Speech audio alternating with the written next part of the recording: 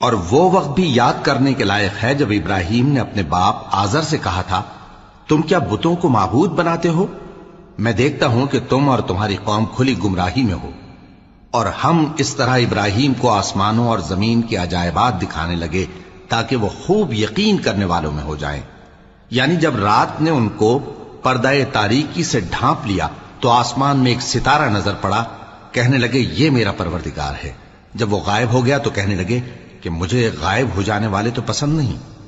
پھر جب چاند کو دیکھا کہ چمک رہا ہے تو کہنے لگے یہ میرا پروردگار ہے۔ لیکن جب وہ بھی چھپ گیا تو بول اٹھے کہ اگر میرا پروردگار مجھے سیدھا رستہ نہیں دکھائے گا تو میں ان لوگوں میں ہو جاؤں گا جو بھٹک رہے ہیں۔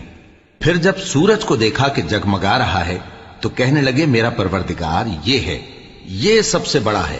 مگر جب وہ بھی غروب ہو گیا تو کہنے لگے لوگوں، جن چیزوں